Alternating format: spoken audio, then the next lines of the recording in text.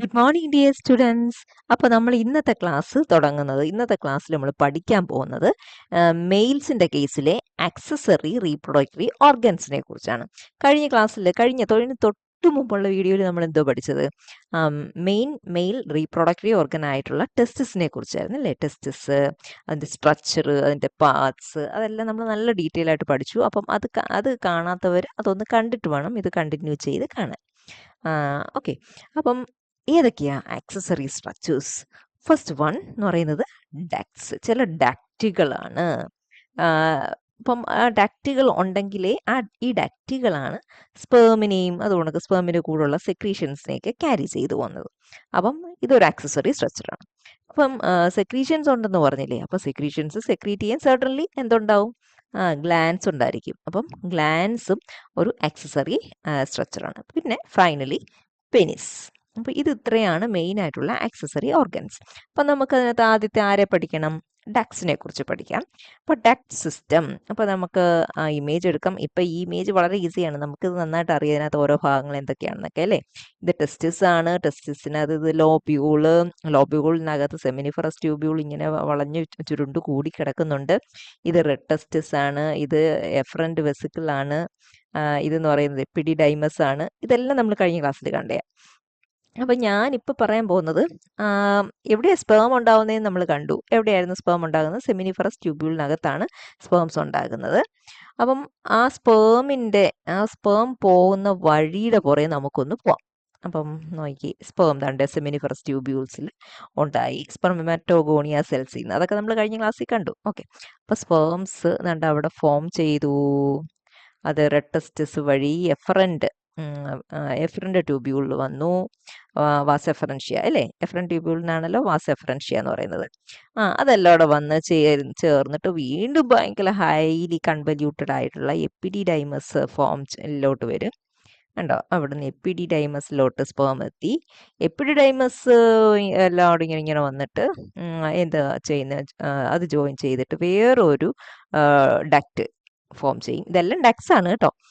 അപ്പം ഡക്റ്റിനെ കുറിച്ചാണ് നമ്മൾ പറഞ്ഞുകൊണ്ടിരിക്കുന്നത്. അപ്പോൾ വേറൊരു ഡക്റ്റ് ഫോം ചെയ്യും. ആ ഡക്റ്റിൻ്റെ പേരാണ് വാസ് ഡിഫറൻസ്. കണ്ടോ? Vas deferens. ഇപ്പോൾ സ്പേംസ് ഉണ്ട് ഇങ്ങനെ വന്ന് എപ്പിഡിഡൈമസ് വഴി വന്ന് വാസ് ഡിഫറൻസിൽ വന്നു. ഉണ്ടോ? അപ്പോൾ അതിൻ്റെ ആ സ്പേമിൻ്റെ കോഴ്സ്, അതിൻ്റെ ആ യാത്ര, അതിൻ്റെ പോക്ക് നമ്മളിനി ശ്രദ്ധിച്ചോണം. വാസ് ഡിഫറൻസിൽ വന്നു. അപ്പോൾ ഇത്രയും മനസ്സിലായല്ലോ. സെമിനിഫറസ് ട്യൂബ്യൂളിൽ നിന്ന് റെഡ് ടെസ്റ്റിസ് വഴി എഫറന്റ് ട്യൂബ്യൂൾസ് വഴി എപ്പിഡിഡൈമസിൽ നിന്ന് വന്നു, വാസ് ഡിഫറൻസിൽ വന്നു. ഇനി എങ്ങോട്ട് പോകും? ഈ വാസ് ഡിഫറൻസ് എത്തിക്കഴിഞ്ഞ് കഴിഞ്ഞാൽ വാസ് ഡിഫറൻസും പിന്നെ കുറേ ബ്ലഡ് വെസൽസും നെർവ്സും ഒക്കെ ചേർന്നിട്ട് വേറൊരു സ്ട്രക്ചർ ഫോം ചെയ്യും. അതിൻ്റെ സ്പെർമാറ്റിക് കോഡ് എന്ന് പറയും. Spermatic code. അപ്പം ഒരു മെയിലിൽ 2 സ്പെർമാറ്റിക് കോഡ് വരുമല്ലോ ഓരോ ടെസ്റ്റിസിൽ നിന്നും. അപ്പം ഞാൻ ജസ്റ്റ് ഒന്ന് കാണിക്കുക. അപ്പം നമ്മൾ പറഞ്ഞ അത്രയും സ്പെർമാറ്റോസോവ, അതായത് സ്പേം റെഡ് ടെസ്റ്റിസ് വഴി വാസ് എഫറൻഷ്യ വഴി എപ്പിഡിഡൈമസിൽ വന്നു, വാസ് ഡിഫറൻസിൽ വന്നു. വാസ് ഡിഫറൻസ് പിന്നെ കുറച്ച് ബ്ലഡ് വെസൽസും നെർവ്സും കൂടെ ചേർന്നിട്ടാണ് എന്തുണ്ടാകുന്നത്? Spermatic code. അവിടെ വരെ പറഞ്ഞേ. എന്നിട്ട് ഈ സ്പെർമാറ്റിക് കോഡ് ഏത് വഴി കടന്നു പോകുമെന്നറിയാമോ? ഇൻഗ്യുനൽ കനാൽ. ഇൻഗ്യുനൽ കനാൽ എന്ന് പറയുന്നത് ഒരു പാസേജ് ആണ്. ഞാൻ ജസ്റ്റ് അതിൻ്റെ പൊസിഷനും കാര്യം കാണിക്കാം. ആ ഇൻഗ്യുനൽ കനാൽ വഴി ഈ സ്പെർമാറ്റിക് കോഡ് ഇങ്ങനെ കടന്നു പോകും, പാസ് ചെയ്യും. അപ്പോൾ 2 ടെസ്റ്റിസിൽ നിന്ന് 2 സ്പെർമാറ്റിക് കോഡ് ഇൻക്യൂനൽ കനാൽ വഴി പാസ് ചെയ്ത് ഇങ്ങോട്ട് പുറത്ത് വന്നു കഴിഞ്ഞാൽ ഉടനെ എന്ത് ചെയ്യും? അത് രണ്ടും കൂടെ അങ്ങ് ജോയിൻ ചെയ്യും. അപ്പോൾ ഈ ഇൻക്യൂനൽ കനാൽ വഴി വന്നിട്ട് ഇത് അതിൻ്റെ ഒരു പാത്ത് എങ്ങനെയാണെന്ന് വെച്ച് കഴിഞ്ഞാൽ യൂറിനറി ബ്ലാഡറിൻ്റെ മുകളിൽ കൂടാണ് ഇത് പോകുന്നത് കേട്ടോ. ഈ സ്പെർമാറ്റിക് കോഡ് വന്ന് ഇൻക്യൂനൽ കനാലിൽ കൂടെ കയറി ഏതിൻ്റെ മുകളിൽ കൂടെ പോകുന്നത്? യൂറിനറി ബ്ലാഡറിൻ്റെ മുകളിൽ കൂടെ പോകുന്നത്.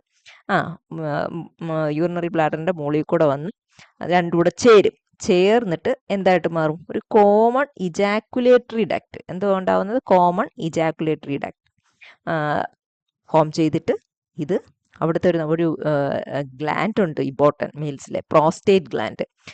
ആ പ്രോസ്റ്റേറ്റ് ഗ്ലാൻഡ് തുരന്ന് അതിനെ പ്യൂസ് ചെയ്തിട്ട് പുറത്തു വന്ന് യൂറിത്രയായിട്ട് ചേരും. കണ്ട? അപ്പോൾ അത്രയും ഡക്ട്സുകളുണ്ട്.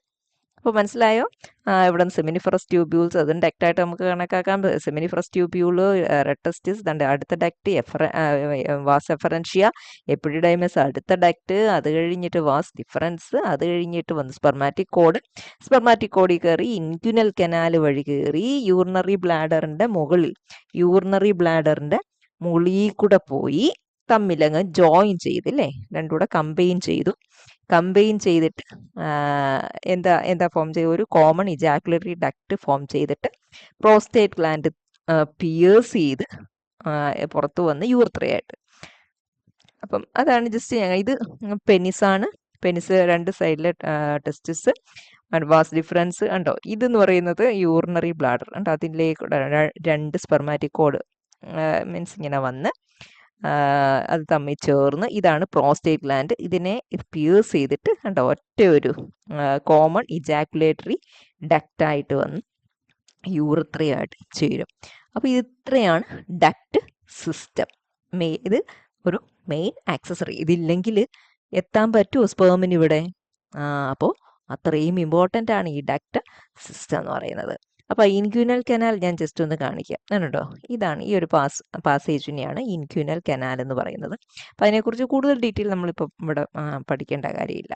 കണ്ടോ, ഇവിടെ നമുക്ക് കാണാം ടെസ്റ്റിസ്, ഇതെന്ന് പറയുന്നത് എപ്പിഡിഡൈമസ് വാസ് ഡിഫറൻസ്, അതിങ്ങനെ വന്ന് ഇൻക്യൂനൽ കനാൽ കൂടെ കയറുന്ന സ്പെർമാറ്റിക് കോഡ് കണ്ടോ, ഇത് കണ്ടോ യൂറിനറി ബ്ലാഡറിൻ്റെ മുകളിൽ കൂടെ വന്ന് കണ്ടോ ഇങ്ങനെ വന്ന് രണ്ട് സൈഡിലെയും കൂടെ ഒന്നിച്ച് ചേർന്ന് കോമൺ ഇജാക്കുലേറ്ററി ഡക്റ്റായിട്ട് ഇത് പ്രോസ്റ്റേറ്റ് ഗ്ലാൻഡ് പിയേഴ്സ് ചെയ്ത് വന്നിട്ട് യൂറിത്രയായിട്ട് അങ്ങ് ജോയിൻ ചെയ്യും. മനസ്സിലായോ? ഉണ്ടോ, ഇത് അതിൻ്റെ വേറൊരു ഇച്ചിരി നല്ലൊരു ഇമേജ്, ഒറിജിനാലിറ്റി തോന്നിക്കുന്ന ഇമേജ് ഉണ്ടോ, നമുക്ക് ഇവിടെ കാണാം, ഇതെല്ലാം കാണാം. ഓക്കെ, ക്ലിയർ ആയല്ലോ? അപ്പോൾ അതാണ് ഡക്റ്റുകൾ എന്ന് പറയുന്നത്. ഇതിനകത്ത് ആക്സസറി മെയിലിൻ്റെ റീപ്രൊഡക്ടറി സ്ട്രക്ചേഴ്സിൻ്റെ സപ്പോർട്ട് ചെയ്തുകൊണ്ടുള്ള ഡക്റ്റുകൾ. ഇനി നമ്മൾ ഗ്ലാൻസ്, കുറെ സെക്രീഷൻസ് ഉണ്ടെന്ന് പറഞ്ഞില്ലേ ഇതിൻ്റെ കൂടെ, സ്പേമിൻ്റെ കൂടെ. അപ്പോൾ ആ സെക്രീഷൻസ് പ്രൊഡ്യൂസ് ചെയ്യാൻ വേണ്ടി കുറേ ഗ്ലാൻസ് ഉണ്ട്. ഏതൊക്കെയാണ് മെയിൻ ആയിട്ടുള്ള glands? Seminal vesicle, Cowper's glands and prostate gland. ഈ പ്രോസ്റ്റേറ്റ് ഗ്ലാൻഡ് പറയുന്നത് നിങ്ങൾ സാധാരണ കേട്ടിട്ടുണ്ടായിരിക്കും, പ്രോസ്റ്റേറ്റ് ഗ്രന്ഥിക്ക് വീക്കം വന്നു എന്നൊക്കെ അല്ലേ. ഇത് രണ്ടും അത്രയും കേട്ടിട്ടുണ്ടോ എന്ന് എനിക്കറിയില്ല. എന്നാലും ഇത് മൂന്നുമാണ് ആക്സസറി ഗ്ലാൻസ് എന്ന് പറയുന്നത്. Seminal vesicles, Cowper's gland and prostate gland. ഇതിലെ സെമിനൽ വെസിക്കിളും കോപ്പേഴ്സ് ഗ്ലാൻഡും പെയ്ഡ് ആണ് കേട്ടോ. ഇത് സെമിനൽ വെസിക്കിളാണ് കേട്ടോ. യൂറിനറി ബ്ലാഡർ ഇതിൻ്റെ മുകളിലായിട്ടിരിക്കും, അതിൻ്റെ അടിയിലായിട്ടാണ് ഈ സെമിനൽ വെസിക്കിൾസ് ഇരിക്കുന്നത്. കോപ്പേഴ്സ് ഗ്ലാൻഡും പെയ്ഡ് ആണ്. അത് ഇവിടെ കാണാം, പെനിസിൻ്റെ ആ ഒരു ബിഗിനിങ് പോർഷനിൽ രണ്ട് സൈഡിലുമായിട്ടാണ് വരുന്നത്. അപ്പം ഇത് രണ്ടും പെയ്ഡ് ആണ്.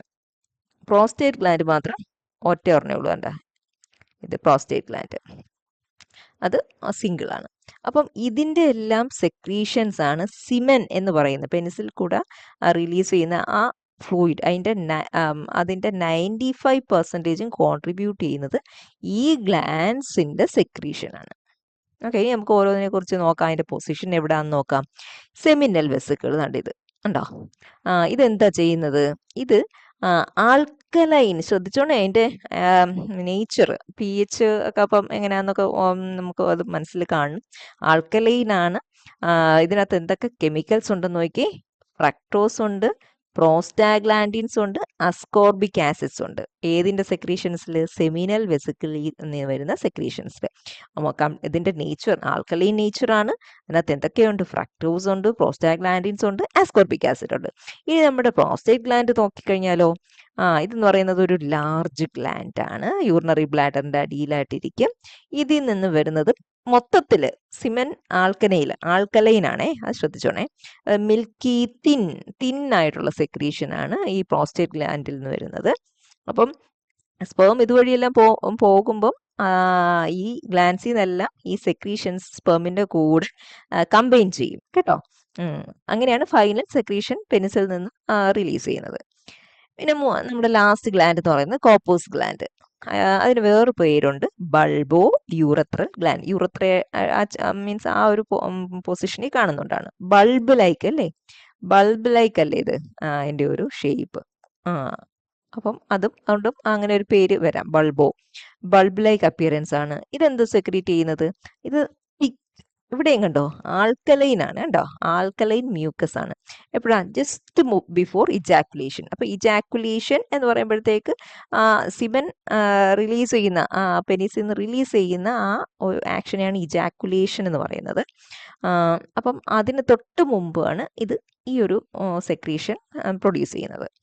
അപ്പം ഈ സെക്രീഷൻ്റെ പ്രത്യേകത എന്താണെന്ന് വെച്ച് കഴിഞ്ഞാൽ, അപ്പം ഈ സ്പേമിൻ്റെ പാസേജും അതുകൊണ്ടൊക്കെ യൂറിൻ്റെ പാസേജും in the case of male അത് കോമൺ ആണോ? രണ്ടും ഒരിടത്തുകൂടെയാണ് പോകുന്നത്.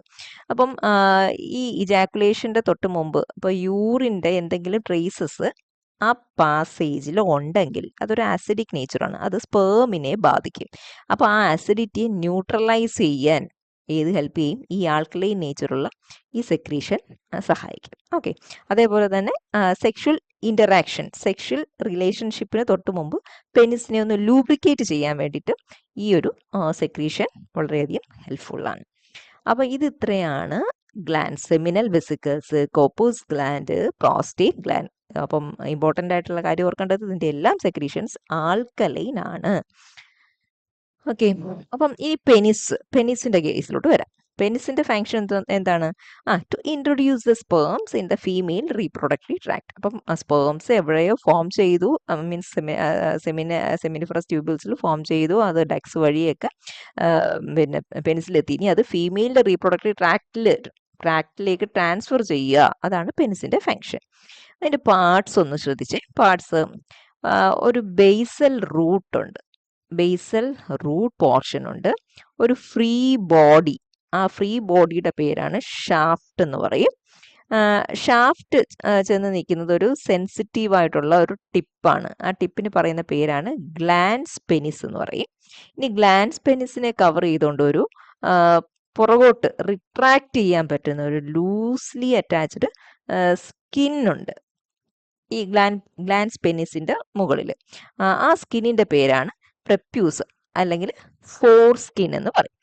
അപ്പോൾ ഇത്രയാണ് പെനിസിന്റെ സ്ട്രക്ചർ. ഇനി അതിന്റെ ഇന്റേണൽ സ്ട്രക്ചർ നോക്കിയാലോ. ഇന്റേണൽ സ്ട്രക്ചറിൽ ഇവിടെ നമുക്ക് യൂറത്ര കാണാൻ പറ്റും. പിന്നെ 3 മാസ് ഓഫ് ടിഷ്യൂ ഉണ്ടോ. ഇതാണ് പെനിസിനെ ഇറക്റ്റ് ചെയ്യാൻ മീൻസ് നല്ല സ്റ്റേഡി ആവാൻ വേണ്ടിയിട്ട് ഹെൽപ്പ് ചെയ്യുന്ന ടിഷ്യൂ എന്ന് പറയുന്നത് 3 ടിഷ്യൂസ് ആണുള്ളത്. 3 മാസ് ഓഫ് ടിഷ്യൂസ് ആണ്. 3 cylindrical mass of tissues, spongy tissues ആണ്, ഇറക്റ്റൈൽ ടിഷ്യൂസ് ആണ്. അപ്പം ഇതിനകത്ത് വെൻട്രൽ മാസിന്റെ പേരെന്താണെന്നറിയാമോ? കോർപ്പസ് സ്പോഞ്ചിയോസം. ഇത് യൂറത്രയെ കവർ ചെയ്തുകൊണ്ടാണ് ഇരിക്കുന്നത്. പിന്നെ അത് large other 2 masses also there. അത് സൈഡ് ബൈ സൈഡ് ആണ് കാണുന്നത്. അതിന്റെ പേര് കോർപ്പോറ കാവർനോസ. എന്നാണ് അതിന്റെ പേര്. ഹൈലി വാസ്കുലറൈസ്ഡ് ആണ്. വാസ്കുലറൈസ് എന്ന് വെച്ചാൽ ബ്ലഡ് വെസൽസ് വെച്ചിട്ട് നല്ലതായിട്ട് സപ്ലൈ, ബ്ലഡ് വെസൽസ് ഒരുപാടുണ്ട്. നമുക്ക് ആ വാസ്കുലാർ കോഡ്സ്, ബ്ലഡ് വെസൽസ് നമുക്ക് കാണാൻ പറ്റും ഇതിനകത്ത്.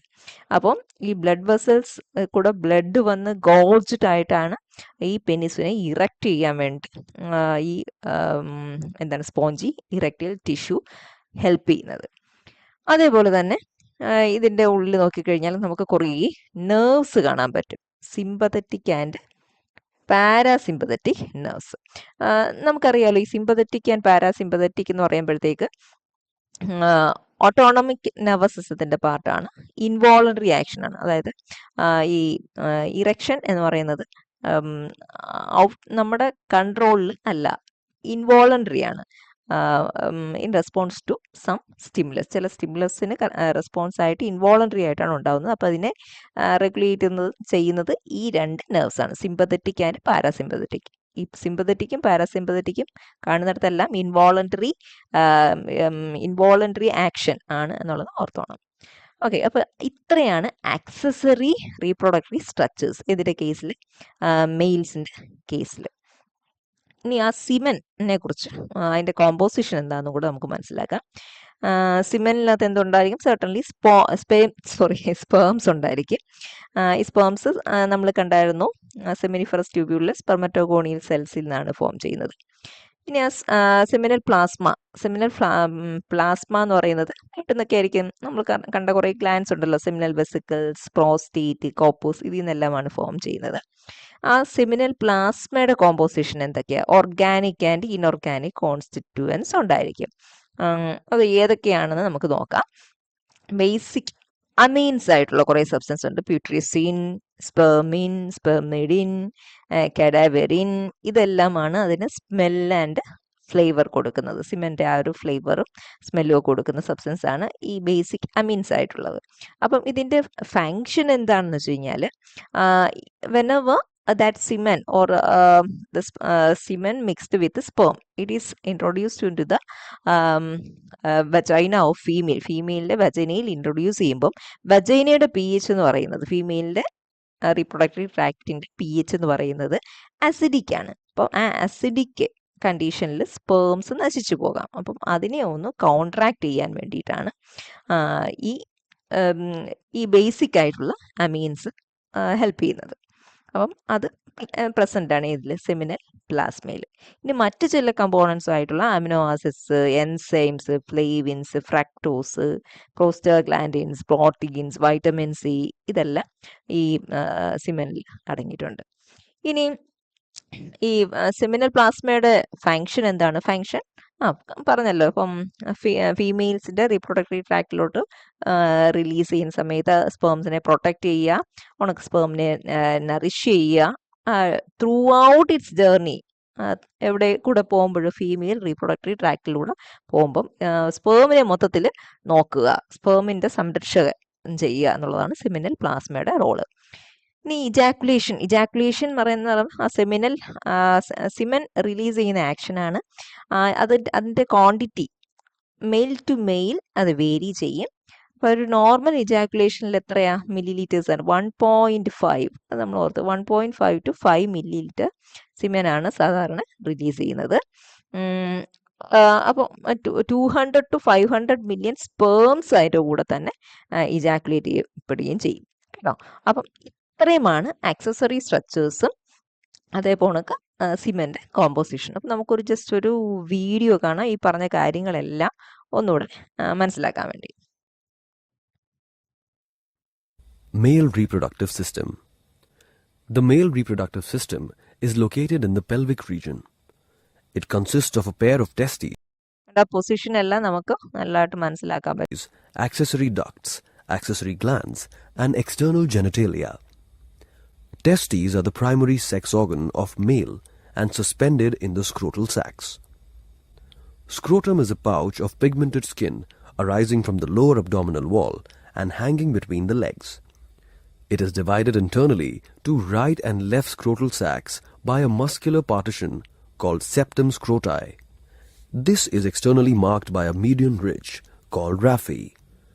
In a fetus, the testes originate in the abdominal cavity just below the kidneys. But later, during the 7th month of development, it descends permanently to the scrotal sacs through a passage named inguinal canal.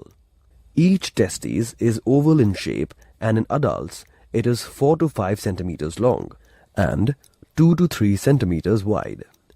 Testis is enclosed in a dense fibrous coat, tunica albuginea, inward growth of which divide the testes into around 200 to 300 lobules called testicular lobules. Each lobules consist of 1 to 3 highly coiled ഇതെല്ലാം നമ്മൾ പറഞ്ഞതാണ്, അതുകൊണ്ടാണ് ഞാൻ പിന്നെ വീണ്ടും explain ചെയ്യാത്തത് കേട്ടോ. tubules. These tubules are lined inside by germinal epithelium. Germinal epithelium consists of two ഇവിടെ നമുക്ക് ലേഡിക് സെൽസ് കാണാൻ പറ്റുന്നുണ്ട്. ഏത് ടെസ്റ്റോസ്റ്റിറോൺ സെക്രീറ്റ് ചെയ്യുന്നത് type of cells: cuboidal cells called spermatogonia and pyramidal cells called Sertoli cells or nurse cells. Spermatogonia or the sperm mother cells produce sperms. Sertoli cells aid in the process of spermatogenesis by providing nutrition to the developing sperms. The interstitial spaces between the semifernous tubules contain small groups of large polygonal cells termed Leydig cells or interstitial cells. They secrete male hormones called androgens, especially testosterone. Testosterons are concerned with the regulation of the activities of male reproductive organs and secondary sexual characteristics, that is, facial hair, pubic hair, Adam's apple, etc. Accessory ducts of the male reproductive system include rete testis, vasa efferentia, epididymis. ഇതെല്ലാം നമ്മൾ കണ്ടേ. ഞാൻ just ഒന്ന് fast forward ചെയ്യണേ. Initial part of the epididymis, the middle corpus, and the posterior chorda. Chorda epididymis ascends to the abdomen through inguinal canal and passes over the urinary bladder. Vas deferens receives a duct from the seminal vesicle and forms a common duct, the ejaculatory duct, which finally opens at urethra. Seminal vesicles are paired and elongated glands at the lower part of the urinary bladder that opens to vas deferens. They secrete seminal fluid which contains fructose, prostaglandins, and various enzymes. It is slightly alkaline and constitutes about 70% of the semen. The prostrate gland is a chestnut-shaped gland which lies at the base of the urinary bladder. It surrounds the first part of the urethra. The secretion of the prostrate gland, the prostratic fluid, is slightly acidic due to the presence of citric acid which helps in sperm motility. This secretion is also collected by vas deferens along with the sperms and is discharged to the urethra. Copper's glands or bulbourethral glands are pea-sized glands lying at the base of the penis and open directly to the urethra. Its alkaline secretion acts as a lubricant for penis and also neutralizes the acidity of any urine traces left in the urethra. This secretion is produced during sexual excitation. Secretions of all these glands are collectively called seminal plasma. Sperms along with seminal plasma constitute semen. Average volume of semen in an ejaculation is 2.5 to 5 milliliter. അപ്പോൾ ഈ video കണ്ടപ്പോൾ നമ്മൾ ഇതുവരെ പഠിച്ച എല്ലാ പോയിന്റ്സും നിങ്ങൾക്ക് ഒന്നുകൂടെ തറവായെന്ന് കരുതുന്നു. മെയിൽ റീപ്രൊഡക്റ്റീവ് സ്ട്രക്ചർ, അതിൻ്റെ ആക്സസറി സ്ട്രക്ചേഴ്സ്, ഇതെല്ലാം നമ്മൾ നല്ല ക്ലിയർ ആയിട്ട് മനസ്സിലാക്കി. ഇനി ഇജാക്കുലേഷൻ എന്താണെന്ന് നോക്കാം. അപ്പം അതിൽ ഫസ്റ്റ് ഇറക്ഷൻ എന്താണ്? ഇറക്ഷൻ എന്ന് പറയുമ്പോഴത്തേക്ക് പെനിസ് നല്ല സ്റ്റിഫ് ആവുന്ന ആ ഒരു സ്റ്റേറ്റിനെയാണ് ഇറക്ഷൻ എന്ന് പറയുന്നത്. അത് എപ്പോഴാണ് സംഭവിക്കുന്നത് വെച്ചാൽ സെക്ഷുവൽ എറോസലിന്റെ ടൈമിലാണ് പെനിസ് ഇറക്റ്റ് ചെയ്യുന്നത്. അപ്പം നോർമൽ സ്റ്റേറ്റിൽ ഇരിക്കുകയാണെങ്കിൽ ഈ പെനിസിൽ നമ്മൾ കണ്ടായിരുന്നല്ലോ കുറേ ബ്ലഡ് വെസൽസ് ഉണ്ട്, ചില സ്പോഞ്ചി ടിഷ്യൂസ് ഉണ്ട് എന്നൊക്കെ പറഞ്ഞില്ലേ. അപ്പോൾ ആ ബ്ലഡ് വെസൽസ് എല്ലാം കൺസ്ട്രിക്റ്റ് ആയിട്ടിരിക്കും. നമ്മൾ ബലൂൺ വീർത്തിരിക്കുക, ചൊട്ടിരിക്കുക എന്ന് പറയുന്നുണ്ട്. അത് കൺസ്ട്രിക്റ്റ് ചെയ്തിരിക്കുമ്പോഴത്തേക്ക് ആ പെനിസ് ഫ്ലസിഡ്, അത്ര സ്റ്റിഫ് അല്ലാത്തൊരു ഒരു കണ്ടീഷൻ ആയിരിക്കും. ഇനി എക്സൈറ്റൽ സെക്ഷുവൽ എറോസലിന്റെ ടൈമിൽ ഈ ബ്ലഡ് വെസൽസിലെല്ലാം ബ്ലഡ്സ് വന്ന് നിറഞ്ഞിട്ട് ബ്ലഡ് വെസൽസ് എല്ലാം നല്ല ഡൈലേറ്റഡ് ആയി, അപ്പം ഹൈ ബ്ലഡ് പ്രഷർ, അപ്പം ആ പ്രഷറാണ് ഇറക്ഷൻ ഉണ്ടാക്കുന്നത്, പെനിസിന്റെ ഇറക്ഷൻ കൊണ്ടുവരുന്നത്. ഇനി ഇജാക്കുലേഷൻ എന്ന് പറഞ്ഞു കഴിഞ്ഞാൽ ഇതാണ് action of discharging that semen. പെനിസിൽ നിന്ന് ആ സിമൻ ഡിസ്ചാർജ് ചെയ്യുന്ന ആക്ഷനെയാണ് ഇജാക്കുലേഷൻ എന്ന് പറയുന്നത്. അത് നമ്മൾ കണ്ടു, ഒരു ഇൻവോളണ്ടറി റിഫ്ലക്സിന്റെ ഫലമായിട്ടാണ് ഇജാക്കുലേഷൻ വരുന്നത്. 2 phases ഉണ്ട്. ഫസ്റ്റ് ഫേസ് എന്ന് പറയുന്നത് നേരത്തെ കണ്ടില്ലായിരുന്നു, സിമ്പത്തറ്റിക് പാരാസിമ്പത്തറ്റിക് ആണ് റെഗുലേറ്റ് ചെയ്യുന്നത്. അതാണ് ഞാൻ പറഞ്ഞത്. ഫസ്റ്റ് ഫേസ് എന്ന് പറയുമ്പോഴത്തേക്ക് എന്താ, സെമിനൽ ഫ്ലൂയിഡ് ഒക്കെ വരണം അല്ലേ. അത് നമ്മൾ കണ്ടു, ഗ്ലാൻസിലാണ് ഇരിക്കുന്നത് എന്നൊക്കെ പറഞ്ഞു. അപ്പോൾ അവിടത്തേക്ക് മസിൽസ് കോൺട്രാക്ട് ചെയ്യണം. സ്മൂത്ത് മസിൽസ് ഓഫ് എപ്പിഡിഡൈമസ്, വാസ് ഡിഫറൻഷ്യ, അതിലൂടെ സ്പേംസ് വരും. അതിൻ്റെ മസിൽസ് കോൺട്രാക്ട് ചെയ്യുമ്പോഴത്തേക്ക് ejaculatory duct, prostate, seminal vesicles ഇതെല്ലാം കൂടെ കോൺട്രാക്ട് ചെയ്യുമ്പം നമ്മുടെ sperm along with seminal fluid എവിടുന്ന വരുന്നതെന്ന് അറിയാമല്ലോ, ഈ ഗ്ലാൻസിൽ നിന്നല്ല. അപ്പം അതിങ്ങനെ പുറത്തേക്ക് ഒഴുകി വരും. അപ്പം sperms along with seminal fluid വരും. എവിടേക്ക് വരും? യൂറത്രയിൽ വരും. സെക്കൻഡ് ഫേസിൽ യൂറത്രയിലെ മസിൽസ് കോൺട്രാക്ട് ചെയ്യും. യൂറത്രയിലെ മസിൽസ് കോൺട്രാക്ട് ചെയ്യുമ്പോഴത്തേക്ക് സിമൻ യൂറത്ര വഴി പുറത്തേക്ക് എക്സ്പെൽ ചെയ്യും. ആ സമയത്ത് ഇറ്റ്സ് വെരി ഇമ്പോർട്ടൻറ്റ് ഉണ്ടാവും, യൂറിനറി ബ്ലാഡറിൻ്റെ സ്പിങ്ഡർ ക്ലോസ് ചെയ്യും. കാരണം എന്താണ്, ആ സമയത്ത് ഒരിക്കലും യൂറിൻ കൂടി വരരുത്. കാരണം യൂറത്ര എന്ന് പറയുന്നത് യൂറിൻ്റെയും സിമൻ്റെയും കോമൺ പാസേജാണ്. അപ്പം ഈ സ്പിങ്ഡർ വെച്ചിട്ട് യൂറിൻ യൂറത്രയിൽ വരാതെ ക്ലോസ് ചെയ്യും. എന്നിട്ടാണ് ആ സമയത്ത് ഇജാക്കുലേഷൻ ടൈമിൽ sperms along with siemens release ചെയ്യുന്നത്. കേട്ടോ, ആ പ്രോസസ്സിനെയാണ് ഇജാക്കുലേഷൻ എന്ന് പറയുന്നത്. ഇനി ഓർഗാസം എന്ന് പറയുന്നത് ആ ഒരു പ്ലഷർ ഫീലിംഗ് ആണ് during sexual relationship. Sense of pleasure, ആ പ്ലഷർ ഉണ്ടാകാനുള്ള കാരണം എന്ന് പറയുന്നത് ഇജാക്കുലേഷൻ ടൈമിൽ നമ്മൾ കണ്ടില്ലേ കുറേ മസിൽ കോൺട്രാക്ഷൻസ്. എവിടെയൊക്കെയാണ് ഈ എപ്പിഡിഡൈമസ്, വാസ് ഡിഫറൻഷ്യ, ഇവിടെ എല്ലാം ഉള്ള മസിൽസ് കോൺട്രാക്ട് ചെയ്യുന്നില്ല. ആ കോൺട്രാക്ഷനിൽ നിന്ന് റിസൾട്ട് ചെയ്ത് കിട്ടുന്ന ഒരു പ്ലഷറിനെയാണ് ഓർഗാസം എന്ന് പറയുന്നത്. That is the climax stage എന്ന് പറയും. ഓക്കെ, അപ്പം I think every nook and corner is clear to you now. So I'm going to wind up with today's section. Next classൽ നമ്മൾ ഫീമെയിൽ റീപ്രൊഡക്ടറി ഓർഗൻസ് അതിൻ്റെ സ്ട്രക്ചേഴ്സ് ഒക്കെ പഠിക്കും. Thank you. I'm an icon, man. And my girl about a 10. I should fuck her in a Benz.